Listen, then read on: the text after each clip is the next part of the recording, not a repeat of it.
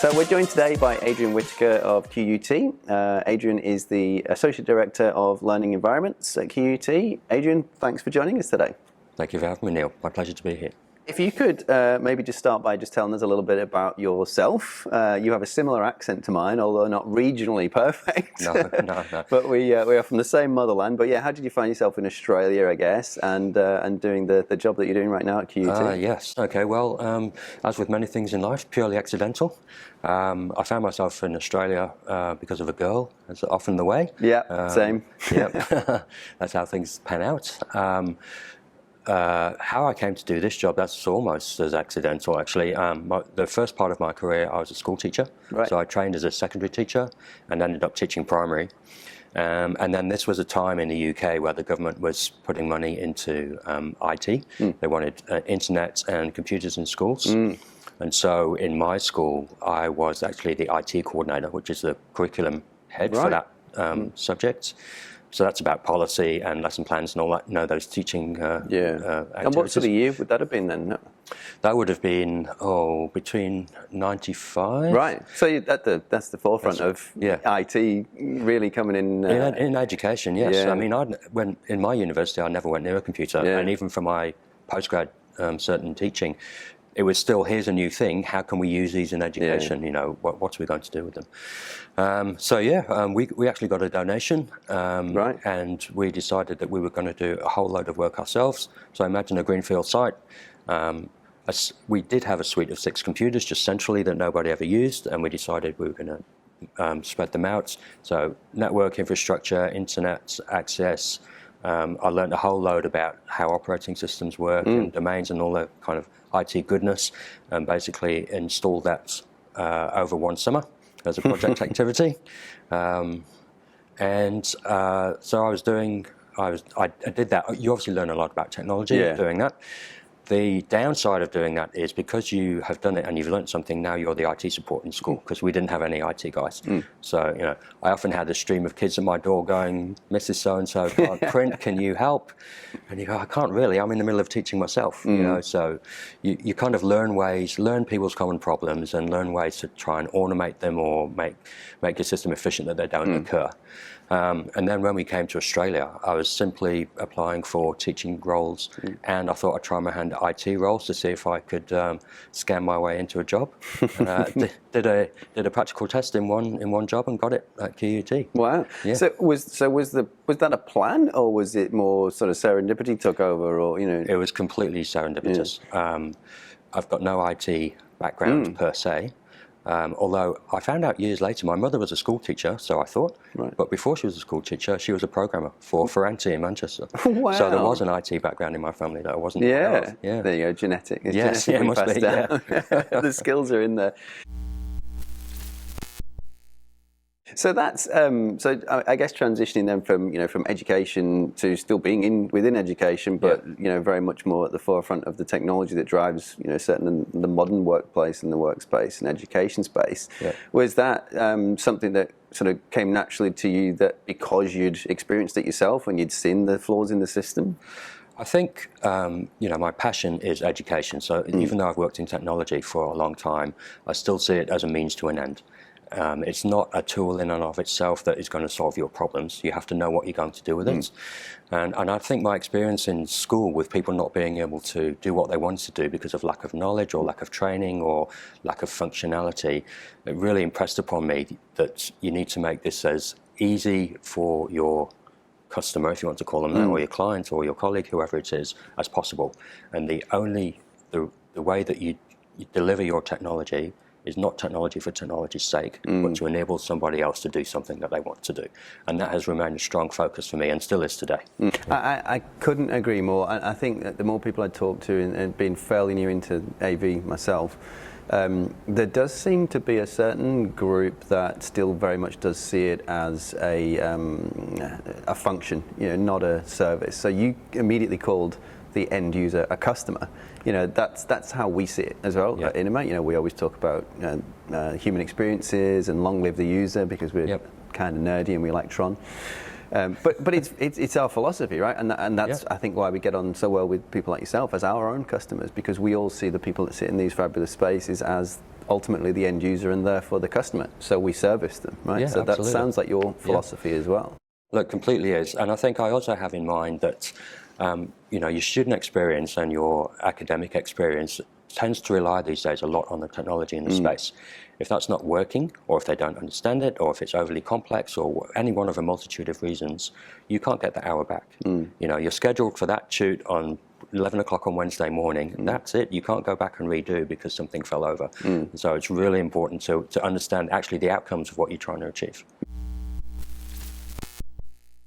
More so focusing on QUT and the incredible work that you and the team have done in the transformation program recently, and it's obviously still underway because it never really ends. No, it doesn't. What do you think? With the pivotal moments when you first, firstly, when you first arrived, what sort of state was the environment in, and then I guess to follow up from that.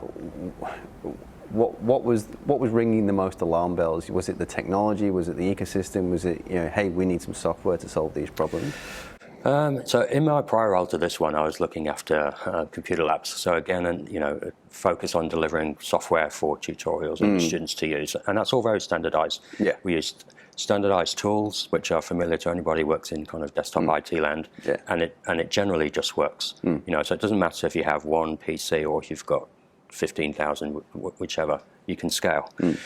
When I first was lucky enough to get the role looking after AV, the first thing that sprung to my mind was, what on earth is going on here? There's no consistency. Everything is unique, bespoke. It fits a particular location. There's no management system over the top. And really, how on earth does this function as a scalable activity? And the answer is it doesn't. It doesn't. It doesn't. You can't really do that. We had a reasonably good set of central rooms that were managed at QUT, and then we also had a federated model where faculties had control of their own spaces. Some faculties contracted back to us on an internal costing basis, and those rooms were kept reasonably up to date, and some faculties did not, because it's discretionary budgets, and so there's a kind of a diversity of experiences across the university. Over time, many years, we kind of put forward the proposition that this should be a centralized activity, and one thing that really supported us in that was the notion that faculties were paying us to deliver their classrooms because we provided a good service. So that if you went with the central model and you paid the teams to do it, you would get something that worked and was suitable for your needs. And so eventually that grew into a business case, and at university level, there was a decision made to say, yes, we will do that en masse, and we'll centralize every single space and have it maintained on a reasonable schedule. Right. So that was a really nice win for us. Yeah. That's only a couple of years ago, actually. Really? Right. Yeah. So we suddenly doubled our budget, and I think we went from something like 300 managed rooms to 1,100 rooms. So notice this discrepancy. Double budget, 4 times the rooms. It doesn't quite work out, does it? A lot of this is about discovery as well, and kind of audit and evaluation of what you really need. So it's not too scary in terms of that. But we've still got a fair bit of work to do to make sure that we've got that consistent approach everywhere. So I spoke to a couple of our mutual connections and your peers recently as well, and in particular about the pandemic and the impact that had. Probably more so to accelerate what you already knew needed to be done, but the pandemic very much putting that firmly in the radar of the CIO office generally as a business critical move now. Would you say your experience was the same? Did it accelerate the program? Did it hinder it? We had a slightly different experience because we were kind of heading towards this enterprise model. So even though it hadn't happened yet, the way that things work in universities, it's flagged and it's going to come, and you just need to get there. And so we were kind of working in a manner where we were doing things that we wouldn't have done in the past because we knew we were going to have to do them in the future anyway. Right. And we were also quite lucky in that we had a lecture recording mandate. And so because of that, we had a reasonable set of kit in most rooms. Right. So every room had a set of microphones, for example, to enable lecture recording. And so that was already available for people working online and in hybrid mode. And we had already started adding cameras to that by request where people want to do it, and we thought that was a great idea. So even before COVID happened, we slowly were retrofitting to give the capability. I spoke to, again, a peer of yours from ANU, Dr. April Weiss, recently in our last interview, I think. And we were talking about personalization and some of the wild and crazy things that we can do in the short-term future, I guess, in terms of smart spaces. But one thing I particularly was interested in is, again, we talked about user experience earlier. Yep. We need to give the educator and the students in the space the best experience possible. We often talk in terms of our customers, you, that everything for you is business critical in our eyes. So, you and I talked about this recently at an event we were at. If you're a bank, if you're any other business, you walk to a meeting space, it doesn't work, you go to the next room. It's usually as simple as that. You can't do that here. We can't have 500 students in a lecture theatre and maybe another 300 dialed in remotely and the room not work. You just can't shift them to the next room. Right? Yep, so absolutely. For me personally, I'm okay talking in front of people, but I can't imagine anything worse than the anxiety that comes from standing at a lectern and the room not working. The projector doesn't come on. It's panic stations, right? Yeah, so absolutely. How much does that play a part in your day to day? In this sort of the passion that I see that you bring to this in wanting to make these rooms perfect.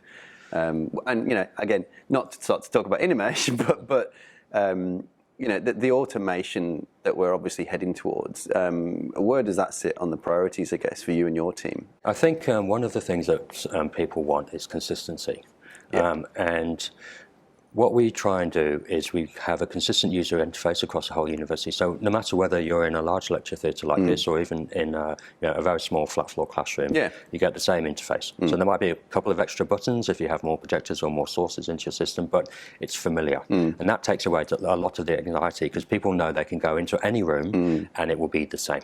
Or it will appear to be the same from their point of view. Now, obviously, underneath the hood, there's a whole load of different things going on, but we don't expose that to our customers. We make it simple as possible, 3 or 4 buttons on the panel, and off you go. Also, they need to know that the room is going to function.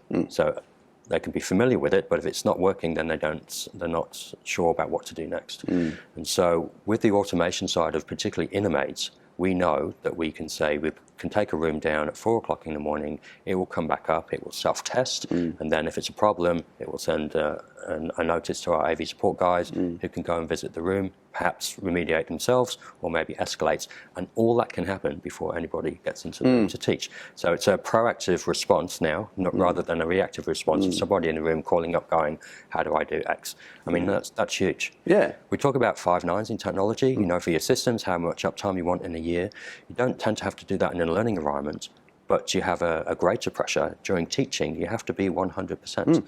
So between the hours of 8 till 6 or 7, 8 at night, whichever it is, you can't have 5 nines. You need 100% all the way. And Innomate and enterprise systems like this are a way to achieve that kind of uptime for us.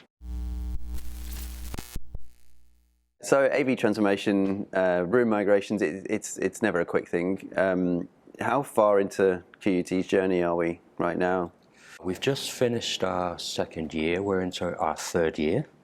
I think we already, on our plan, we had a reasonable idea of rooms which have caused problems in the past, so they were already known to us. We pick off the rooms that have most number of calls, first up. And it was very pleasing last year. We would talk to our faculty space coordinators who look after the space, and we say, what's your problem child? What do you want us to look at? And I remember having a conversation with one chap, and he said, I'd like you to do these 2 rooms. Because they'd been difficult in the past, I said, sure, we'll put them on a list. I went and had a look at our program. We'd actually done them both the week before. So even before he came to us and said, can you please include these, like we talked about, we'd done them. Now that was amazing. We couldn't have done that on the old model at all. Just the awareness alone of those things, it gives you the proactivity, right? Yeah, absolutely. So once you take down those high noise rooms, you've kind of already achieved a great deal right at the very beginning. You've got those high value spaces swapped over. We're now working on kind of more, we're still doing our room refresh, but now we're working on more systemic challenges, such as how do we manage the entire fleet in a standard way? What is our entire fleet? We've done a room audit, so we know we have roughly 1,100 rooms, and now we can start to think about, do they all need to be in a technology refresh?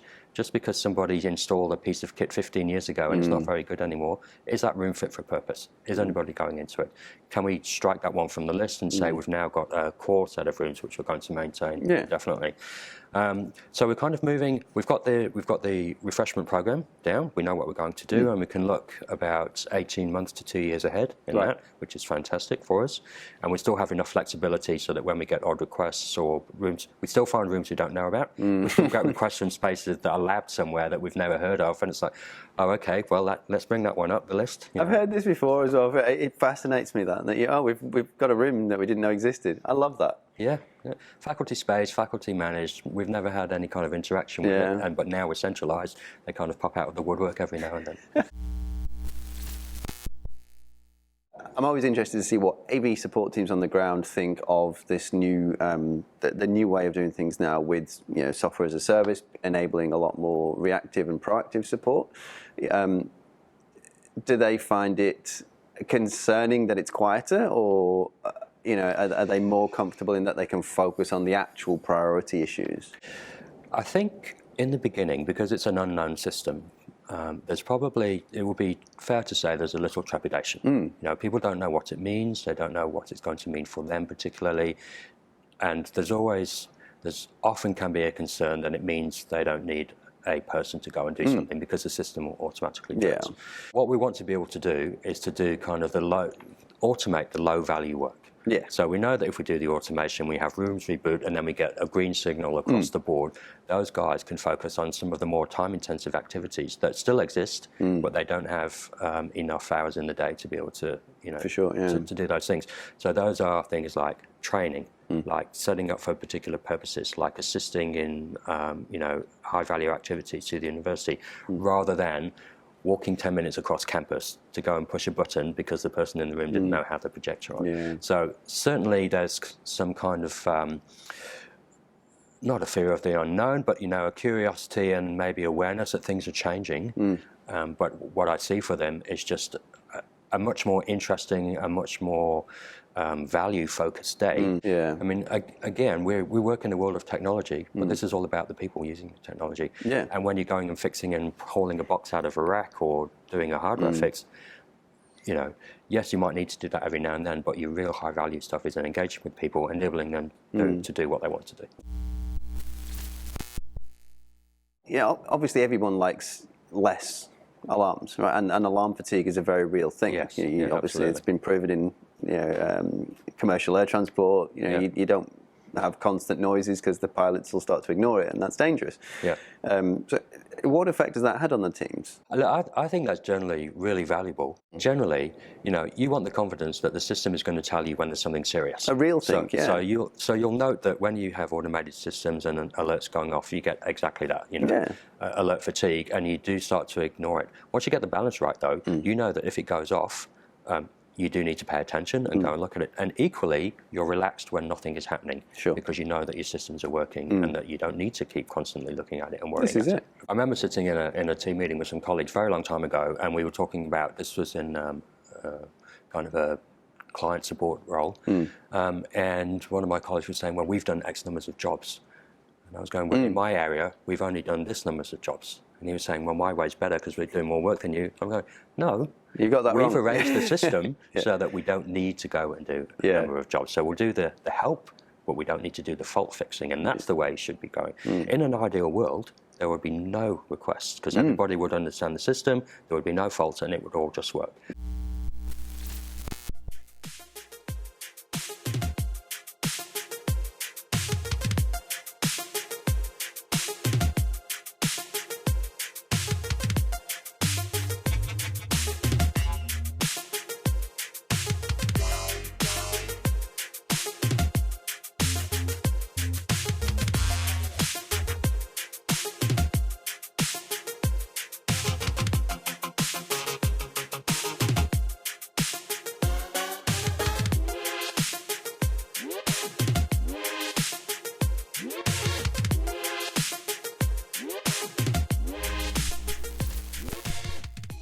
So, time travel question. Yes. Pop quiz. If you could travel back to talk to the 5 years in the past version of yourself, What would you say? What advice would you give Adrian of 5 years ago, in the positive or negative? Do this or don't do this, or holy hell, please don't make that decision. Is there anything you'd change? I think 5 years ago, I was in a world where we could see that there were quite a few problems still in that old model that the university was working under. And yet we had no ability to do anything about it. And we were kind of pushing a narrative, but it hadn't really got anywhere. And again, budget was an issue because, rooms and technology are expensive. And you think, is this ever going to change? Is anything ever going to be different? I think what the advice I'd give to myself is keep going. Believe in what you think is the right thing to do, because if you keep pushing and you keep trying to get there, even if it takes a while, you will get there. And I think we're in a much better space organisationally. Our institution has become much more dynamic and much more responsive, and that's probably a factor from COVID, but it's excellent. So now we make decisions. I talk with my colleagues about what activities we need to get done. In the old days, 5 years ago, I might have a team to talk to, and then they've got their priorities, and then, your priorities a little bit less than theirs, and probably we were the same in some respects. Nowadays, we're much more coordinated, and we do things for a common purpose. So I think the advice is don't stop. Don't stop and give up because you don't feel as though you're getting anywhere. Just keep going, and eventually it will happen. You guys are pioneering in a space. There is no roadmap for this. No. You are inventing as you go, and therefore innovation is happening around you. You have changed our platform. We say the founders and then the engineers created this incredible piece of software, but it was at 30% of its capability until we talked to people like yourself who said, oh, but could you do this as well? Because we don't know what your roadmap looks like. It was really obvious when we first started talking to Paul that he was willing to have a look at that. I mean, so often you can talk to a vendor, and I can think of one case where we said, can you please do this for us because it's causing problem X? And there was a bit of miscommunication along the supply chain, but basically the answer came back no. Well, fine, we're not going to keep using that product because these people are being not very responsive to us. So we want to keep innovating, we want to keep trying new things, we want to have a good idea, test it and see if we can implement it. If we don't, we haven't lost anything. No. If we can, fantastic. Yeah, and I think that's the beauty of finding a partner like that as well, because we work so well together with your it was quite refreshing actually. And Paul when we first saw the presentation of Innomate, we really liked the approach. You could tell it was a massification, scalability, looking after things in large environments. The only challenge was not for any of the kit that we are using. But that's just a purely technical challenge. In my mind, if you had written code to look after one set of hardware, well, write some more code and look after a different set of hardware, and that was what was accepted and the way we moved forward. Yeah, exactly. And I think that's the beauty of where we're at as a business. We're effectively a 10-year-old startup, and I think of the 50-odd staff now, there's only 2 of us that aren't engineers or programmers. So it's a programming house. So you come to us with a scenario that there's always a programming or an engineering solution, right? So they give us a week and we'll create a solution for it. And that's where I think that's how Innomesh is where it's at now. And it's feedback in collaboration with customers like yourself. That approach is really powerful because and the way that it works is also it allows you to be very modular. We've often it's one of Paul's favourite words. Is it modular? Yeah, that's everything we do. We try and stay in that format. We were talking about problems, or when I first came into AV and thought, what's going on? There's boxes everywhere. There's nothing similar. That is kind of the model of the AV world, I guess, and you can understand why people want you to buy all that kit because then it will just snap together and work. The challenge is that not everybody has the best piece of kit for the application, and so you end up having a diverse range of hardware, and there's still no management capability. If you can have a modular approach and a modular system, you take the consistency out from the hardware, put it into the system, and then you can do what you like with the hardware, and you can swap it in and out as you choose. You can take advantage of new products on the market far more quickly than if you had a set design and that's your design for the next 3 years kind of thing, and you really become very dynamic and in your delivery. I think as well what I'm hearing as well is there seems to be a common thread in a number of your peers that I've spoken to recently, and that you're problem solvers. You know, I've asked a few people to describe what they do or what their job is, and forget titles. Yeah. And it seems to be the common theme is you are problem solvers, and you actually run headfirst towards a problem. You know, a lot of people will shirk away and go, "That's not my department," or "You want to speak to the network team about that," or you know, or "Get me a solution architect." I would say that's true, and particularly in this world where you have those problems. Sometimes they can be technical problems, which can be dealt with in a technical way. When you're talking to educators in the classroom and they have a problem, that's kind of a joint activity. And when you're solving that problem, you're not just solving a technical issue; you're solving an experiential issue for everybody else who's going to be using that space. So we're really focused on outcomes in terms of what that technology is delivering. It might seem strange when we work in a world of technology, but I want the technology to be as invisible as possible. Don't want the users to notice it. They simply come in, use it if they wish to, it does what they want to do, and then they've achieved their aims, which was not to use technology. The aims was the outcome from the lesson, the learning objective. That is what we want to enable to happen. Okay, so we're sitting here in Queensland University of Technology. Do you think there is an element of unfairness to that in what we do? You know, do you think you are because you're framed as a technology-focused facility, that there is extra pressure on you to be ahead of the curve and to constantly be innovating? I think there's certainly a desire to be ahead of the curve and a desire to be innovating. I don't see that as pressure. Right. That's where all the fun is, right? Exactly. What's the next new thing that's going to come along? What can we do with it? It can be used sometimes internally when people have things that don't work. You know, that's aren't we the University of Technology? Yes, we are. We'll fix that for you. So I wouldn't say pressure, but certainly there's a focus and a drive. We're becoming much more research focused as well. So while that's an academic discipline, it talks about the mentality of this institution and where we want to go. We don't want to be static. We don't want to rest on our laurels. We want to be looking at new things and delivering new opportunities. We talked a little bit earlier about the complexity of some of the hardware meshing with the software, and then just the multitude of different bits of software and hardware that you need to make a facility like this operate and operate seamlessly. Every room is business critical. Has there ever been a point, and I'm thinking specifically about that dichotomy of constantly evolving hardware keeping up with software and vice versa, where you've just wanted to throw your hands in the air and go, give me just one solution, like make this work, why is this so difficult still? The idea of that is certainly true, and if you come from IT land, it's like just put a PC there, right?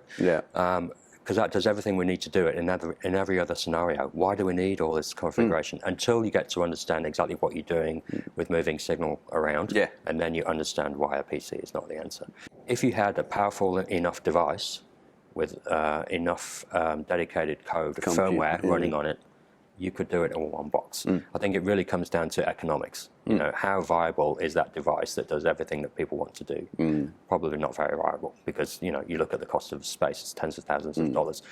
But certainly that kind of golden light off in the distance would be one device in a room that runs everything that you need to do, and that's it. And still maintaining your degree of standardisation for universal user experience in every room. And for all the different use cases as well. You never know what people are going to do. So you kind of, the room is providing opportunities, but it's not providing mandates. And so we want people to understand what their opportunities are with how they want to teach particularly, or even how they want to have a meeting, for example. But we're not going to direct people to do that. And if you start putting in particular configurations, you direct people towards one path. Well, then that's fine. It may be quite efficient, but then you lose, opportunity of any kind of happy accidents where people are doing something else. So I like the idea that we grant capabilities, but we're never going to tell people exactly how to do things. We've been working together for quite some time now, Innomate and QUT, but I'm always interested to hear just what level of impact Innomate, well, I was going to say Innomesh, but probably more so Innomate, but on the back of what you said before about how we work together openly, collaboratively, and usually pretty quickly to respond to something that you ask us if we can solve. Yeah, so what sort of impact has that had on the overall transformation? I think for us, we've been on a journey for a long period of time. So part of the journey has been that centralisation. Another part of the journey for us has been that standardisation of approach. And over the years, we've tested actually many systems. Right. I won't name brand names, but if I think about it, we've probably had a look at about 5 or 6 different control systems. And what we find is they work very well with a vendor's hardware. Right. And you can add in other vendors' hardware into that system, but then there's a little bit of glitchiness, or maybe it doesn't work in the way that you want it to. So for us, Innomate was the first system that was truly vendor agnostic. There's no hardware attached to it, right? And so that is much more like an IT control system, which really doesn't care. It's just providing you the service. And equally, the responsiveness of the company and Paul to our needs has just been, it's amazing. You know, it really is. We always talk about we want partnerships with our vendors in order to deliver the value to our organisation, and we are really getting that with our journey. We can make suggestions, we can make changes, we can request things. It's considered. It most often is delivered. I can't actually think of an occasion where we wanted to do something and it hasn't been delivered. I'm sure we'll keep trying to trip you up. Please do. Yeah. But that same spirit of not wanting to stand still, always wanting to push, always wanting to try something new and see what happens, that's been invaluable for us as a partner in delivering the services that we need. Could you talk a little bit about where design is going, or if the standardization is changing much that you can see? Is there anything that you're noticing that is becoming a trend?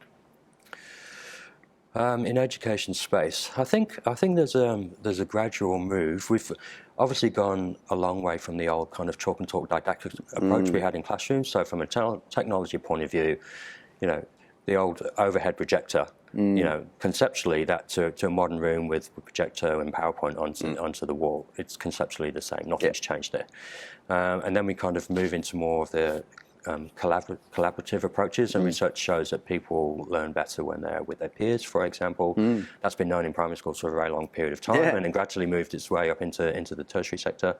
And so we have rooms like we're in right now where ostensibly it's a lecture theatre, but it can equally be used for collaborative approaches by design of the furniture and the technology that's in here. So there's deliberate design decisions there to meet pedagogical needs. And we often use kind of the basic framework of a pedagogy space technology approach, which is a little bit old these days, but it works very well for us in that we communicate well across different disciplines at QUT to deliver spaces. So I work well with facilities management in delivering technology to the rooms, and we also talk to our learning designers and to the academic community to ask them actually what do they want. We can put in what we think, but we're not the educators. We need to know what they want to do, and if we can offer that to them from a technology point of view. Post-COVID, we've obviously got hybrid approaches. I personally think that's a very tricky one, trying to teach to in-room cohort and to online folk in the same manner at the same time.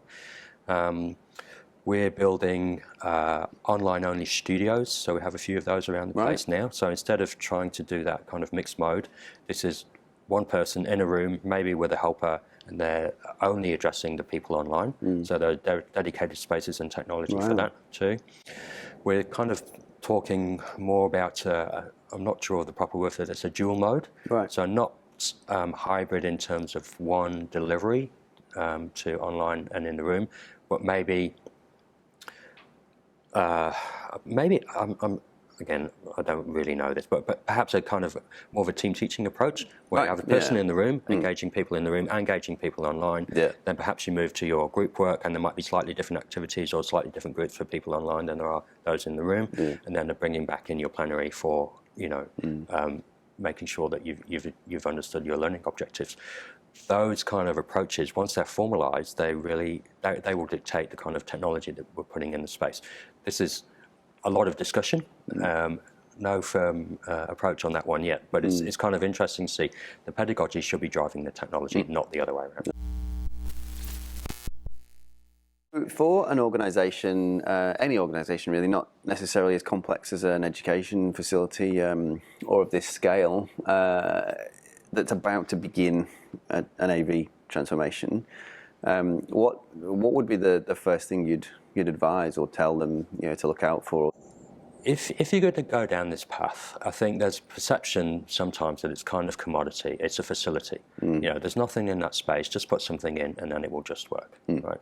And that is your very, very base level, just hygiene type stuff. Can we get a room that functions how we want it? And do we have technology that functions full stop?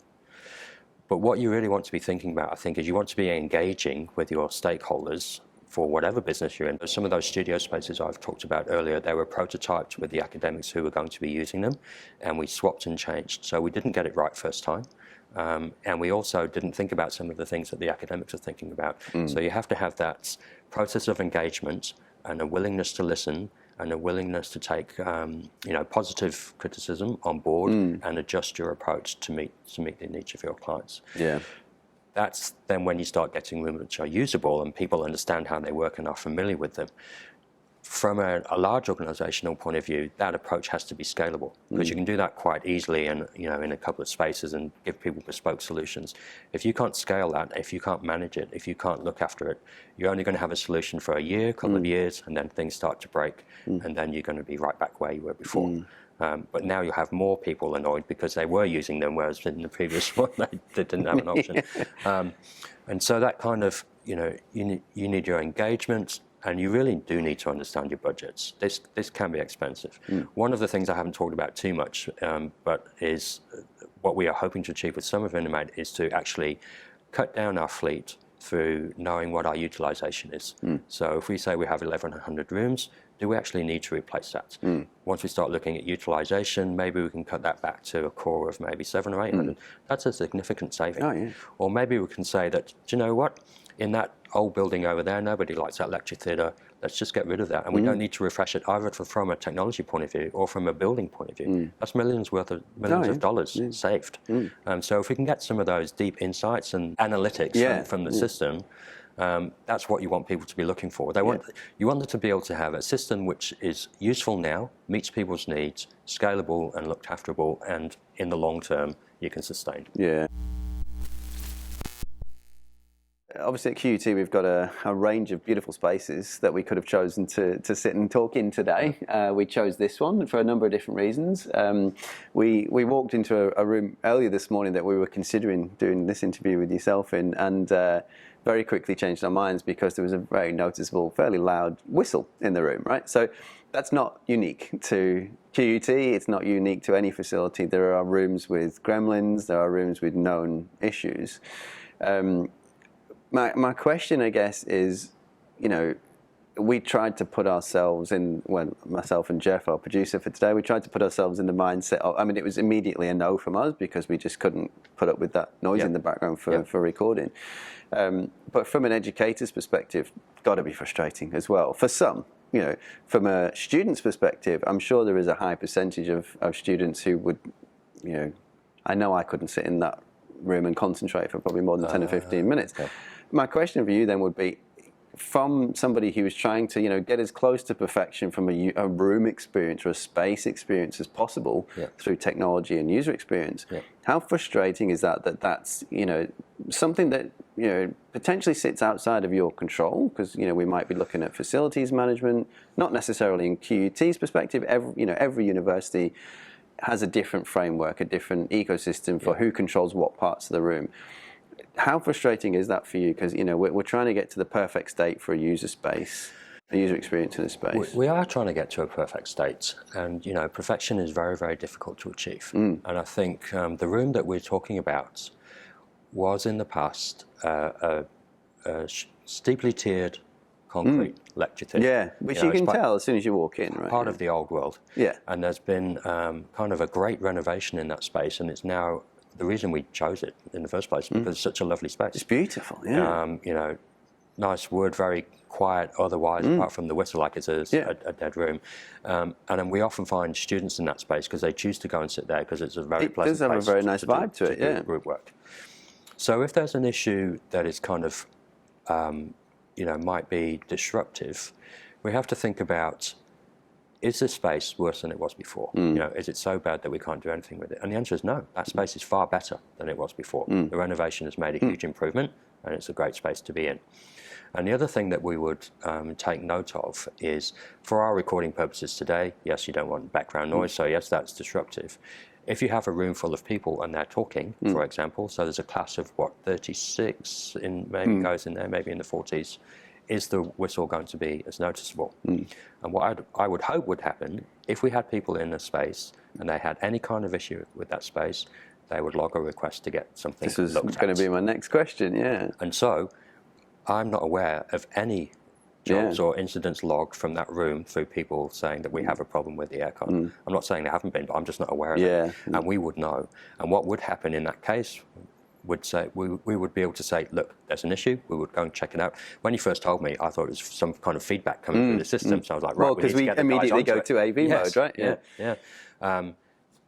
As it turns out, it could be something else. But the point is, we haven't had complaints about that room, and that is the key. Does it work for the user? So even though us as professionals may notice, and it's not quite to our perfection that we want in the conditions that we would prefer for our activities, is it MVP for the people in the room, or better for the people in the room? And the answer is yes. 100%. And so that's okay.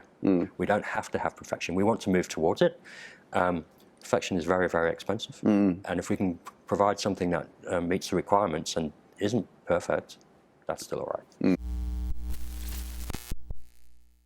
So things move incredibly quickly in technology as a whole, as we all know, and things have been moving very quickly in AV recently. When was the last time you were actually surprised by something in AV, though, or are you at the point where you're no longer surprised by anything?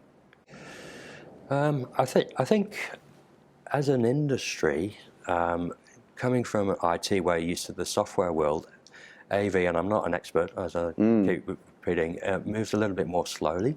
It's a hardware device manufacturer industry, and so the time frames for new things coming out in that world seems to be a little bit longer. I don't think there's anything surprising in terms of products per se. Capability of product is interesting, because that constantly does change. And so, I mean, we have a solution that we're trying to look for at the moment, which is a universal screen sharing solution. We've tested a whole load of products. The surprise for me is there's not one product that can do everything that we want to achieve. So it's like, we kind of, are we being over enthusiastic about what's achievable? No, I don't think so. We'll get there. Somebody will produce a device that will do everything we want to. I mean, you just described how Innomesh was started. Yeah, that was a service owner, Paul Uchuchi, who is the founder, going, I need a thing to do this thing. It doesn't exist. I'll go and look out in the market for it. 6 months later, it doesn't exist. Is it feasible? Is it possible? Yes. Okay, let's build it.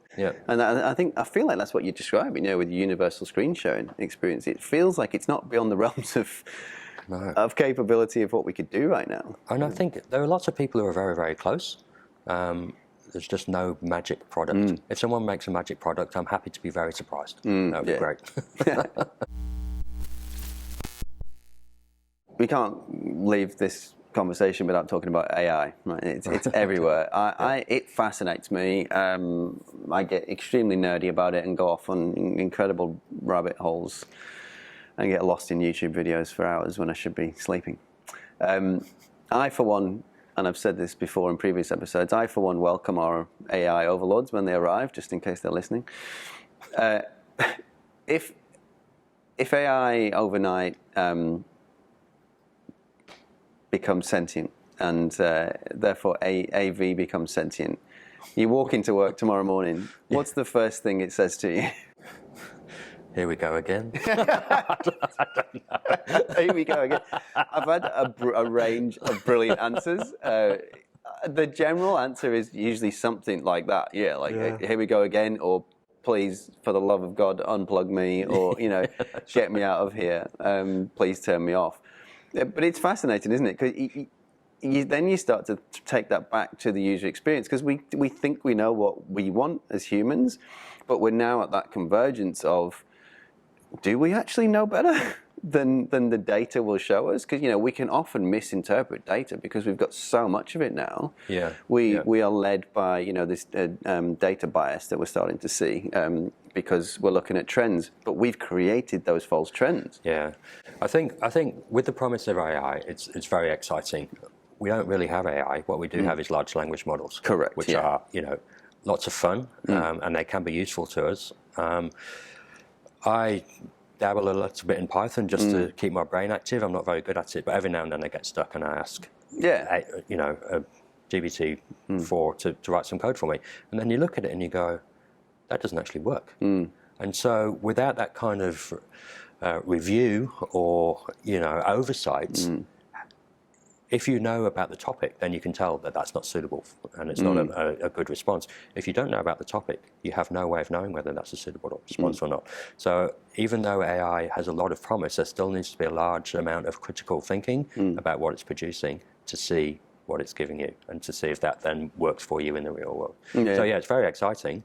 And it's, if you want to order your coffee before you step out the front door and have it piping hot for you, that's great, because it can do some of those standard things very, very well. Not so sure about how it interacts with people in complex environments, whether we're anywhere near that yet. Again, talked to some of your peers about this recently in similar organisations, and there's always, and you're right, with it being a large language model, there is the deception of high functioning intelligence there, or predictive intelligence, whereas I think it is just telling you what you want to hear in more instances. I mean, that's not to say that we can't have smart rooms being very sophisticated. Absolutely. You walk in and we talked about this off camera earlier, you walk in and whether it's connected to an ID system of some sort or it knows your persona, then the room will set the temperature to your liking. We do this in smart homes already. Yes, right? absolutely. And that is really fascinating. I would love to be able to do that kind of level of personalization where you can have any person come into the space and the room knows what that person needs. That's a high level of automation. So much so that it kind of appears to be thinking and appears to be smart, but it's all been, pre-programmed and given to it by humans. So it's kind of a convenience. But not something new in that sense. Yeah, I agree. And it's not really that complicated, is it, right? Because what are the variables that you would look at in a lecture space, for example? It could be as simple as a certain educator persona, that we've assigned, only ever uses one overhead lectern, overhead projector lectern. Okay, well, let's not bother firing the other one up for this educator. If you have sentient AI, maybe the sentient AI goes, we actually have two projectors in this room. Would you like to use the other one today? Correct, yeah. Do you remember that there is one? Ensues. Yeah, I think it's fascinating. I think, I think you're right. We're still, even though it's high velocity, I think we're still a way off being able to, turn an organisation on, if you like, and let it run itself. We're kind of... you have to know what you're going to get. At the moment, people don't necessarily know what the outputs are going to be for any given input, and that is, it can be fun, but if you're an organisation and you need to know what it is you're getting out of it if you're going to release it on your public. It's been fascinating, Adrian, so thank you very much for your time today. Adrian Whitaker from QUT. Thank you very much, Neil. I've really enjoyed this session, and thank you for having me.